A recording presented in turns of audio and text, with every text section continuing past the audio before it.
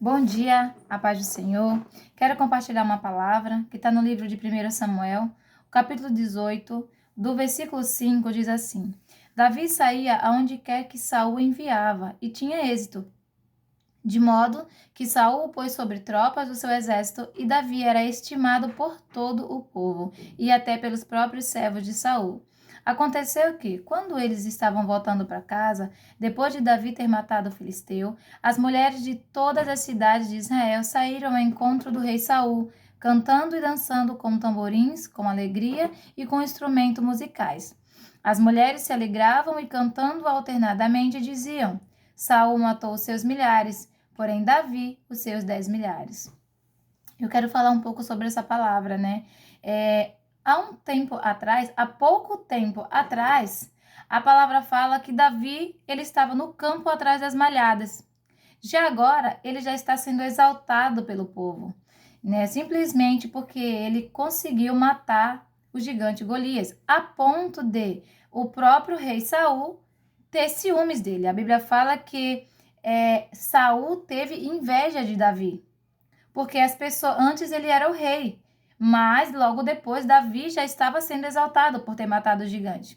A palavra fala que 40 dias o gigante vinha e ficava desafiando o povo de Israel. Ele falava: "Vamos à luta". Ou seja, e toda vez que ele vinha, os guerreiros de Saul tinha medo e ficavam todos parados, inclusive o próprio rei.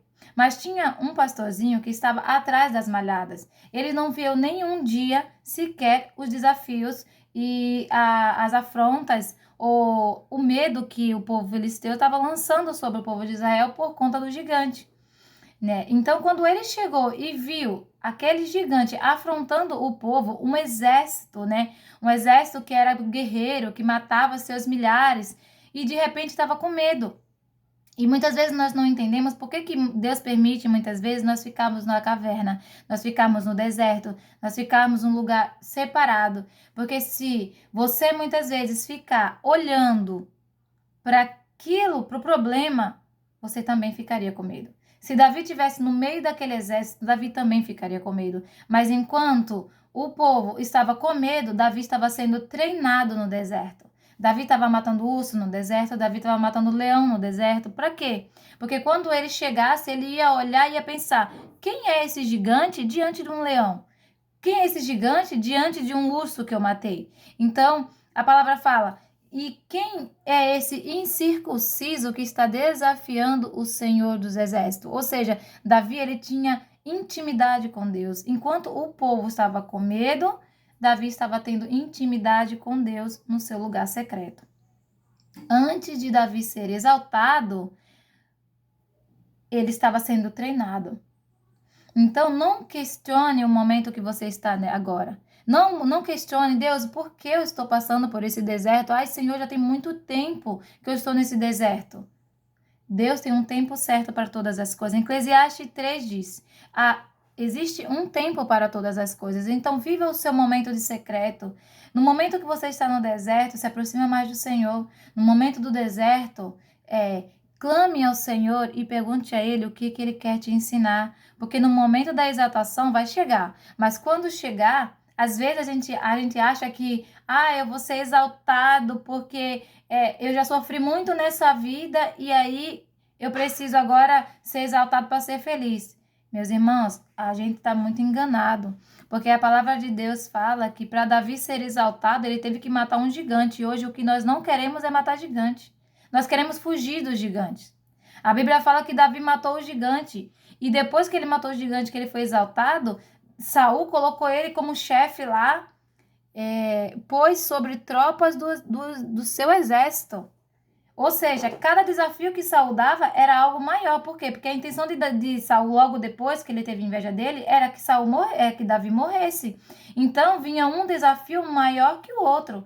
Vinha um deserto maior que o outro. E Davi, ele foi conhecido. Muitos hoje conhecem, Davi foi o que matou o gigante com uma pedrinha, achando que isso foi a coisa mais fácil do mundo. Mas não foi fácil. Davi teve que passar por lutas, Davi teve que passar por muitas guerras. né? Eu tava vendo um filme essa semana com a minha família e o nome do filme é Lágrimas do Sol. Eu até incentivo alguém a assistir. É um pouco pesado, né? Mas é algo bem edificante, que fala sobre um líder, né, que ele teve a oportunidade de voltar para casa e salvar sua própria vida, ou simplesmente ele voltava e salvava as pessoas. E muitos acham que você tá lá no topo, você ter nome de líder, é você ser o melhor, é você ser exaltado, é você ser considerado o bonzinho diante do Senhor, ou diante do seu pastor, diante do seu líder, né? Do seu supervisor, e é onde a gente se engana.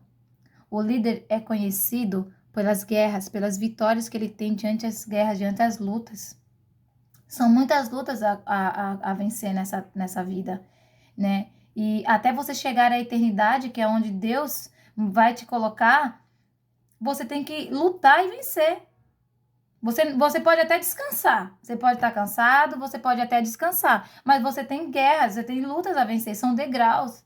São degraus. Ai, meu Deus, agora eu venci esse degrau que foi pesado para mim, se prepara para a próxima. E é assim que é. E não adianta, você acha que você não tem um propósito nessa vida? Mas calma, não traz alegria a ninguém. Você vai começar a nadar, brincar ali na praia. Daqui a pouco você tá cansado e vai embora, porque perdeu a graça. Mas imagina o surfista. Ele precisa de ondas maiores. Cada onda maior é quando fica mais legal para eles. Eles esperam, eles veem qual a onda, como vai ser o tamanho da onda, porque quanto maior, melhor. Então, são desafios que nos levam a seguir em frente. São as lutas. São as lutas. Você não é conhecido porque simplesmente você tem um título de líder. Imagina, você tá lá, bonitão, fortão, de repente você ganha um título de gerente. Tá, mas você fez o que para aquilo? Você estudou? Né? Porque muitos viram gerente porque começou como empacotador, aí depois foi para fiscal de caixa e foi degrau por degrau e de repente virou gerente. Outros simplesmente entraram numa escola, numa faculdade, estudou e virou gerente também. E legal, lutou por aquilo, mas foi luta. Imagina cada prova. Imagina, se você tiver reprovado na prova, você não vai conseguir chegar à profissão final que você tanto quer. Tudo nessa vida tem que ter uma luta. Para você vencer, você tem que ter uma luta. Se você chegar no topo sem ter lutado, não tem graça, porque você vai deixar de uma hora para outra. Ai, não lutei mesmo, não teve esforço nenhum, tanto faz. E não é assim que a vida é. Então, esse filme, Lágrimas do Sol, só para finalizar, finaliza o líder chegando lá no final. E quando ele chega lá no final, que era até a fronteira de Camarões, ele chega lá e ele perdeu amigos queridos. Por quê? Porque ele colocou os amigos dele, que no caso seria os soldados, né, que estavam junto com eles, ele sendo líder, ele poderia ter tomado uma posição diferente, mas ele tomou essa posição, essa decisão de ajudar. E ele ajudou. Mas quando chegou no final, ele perdeu vários amigos e ele chorava, tipo assim, ai, eu perdi amigos. Será que valeu a pena? No pensamento dele, eu imaginei ele pensando assim, será que valeu a pena mesmo? E quando ele olha para o lado, ele vê multidões, muitas pessoas. E dessas pessoas apareceu uma mulher, ela fala, capitão, eu nunca mais, em toda a minha vida, eu vou esquecer de você. Eu nunca vou esquecer do que você fez. Ou seja, perdeu algumas pessoas, mas conseguiu multidões, conseguiu levar as pessoas até a fronteira. Então, não questione o momento. Não pensa que é só momento de alegria. Os momentos de tristeza também têm um propósito. Também tem um propósito. Você vai chorar? Vai. Mas você vai chorar, mas lá na frente você vai entender tudo aquilo que Deus quer fazer com a sua vida. Todo o propósito que você nasceu. Você nasceu com um propósito. Então, viva o processo e só assim depois você conseguirá chegar no propósito e vai entender lá na frente. Vai chegar mais forte. Vai chegar mais forte. Não eu vou morrer. Não, você não vai morrer. Você vai chegar, mas você vai chegar mais forte e vai contar um testemunho que vai edificar vidas. Lá na frente você vai entender, meu Deus, por que foi que eu passei por tudo isso? Aí você vai falar, caraca, hoje eu entendo. Então, viva. Agradeça a Deus. Está pesado para você? Fala, Deus, me ajuda. Me ajuda. Sozinho eu não consigo, mas eu sei que com o Senhor eu consigo. Então, que Deus abençoe grandemente a sua vida e que você consiga suportar. Sozinho você não vai chegar a lugar nenhum. Mas se você estiver junto com Deus e com pessoas que andam no mesmo propósito, você vai conseguir chegar do outro lado, porque é promessa do Senhor. Deus tem uma terra prometida e a gente vai chegar se a gente continuar no caminho. Vai pisar em ruas de ouro e você vai estar lá face a face com o Rei dos Reis, Senhor dos Senhores, nosso Senhor Jesus Cristo. Mas não decida ir sozinho. Busca pessoas que estão ao seu redor. Tenta levar sua família, tenta levar os seus amigos, tenta levar os seus funcionários. Não vai sozinho, porque a única coisa que Deus vai nos cobrar no último dia é as almas que você conquistou para Ele. Não seja egoísta, não queira viver sozinho. Ah, vou perder pessoas no meio do caminho. Ah, você perdeu, mas vai, segue a propósito e vai salvando aquele que der no meio do caminho. Vai plantando, vai regando. A gente sabe que quem dá o crescimento é Deus, mas vai fazendo aquilo que Deus te chamou para fazer. Que Deus te abençoe em nome de Jesus.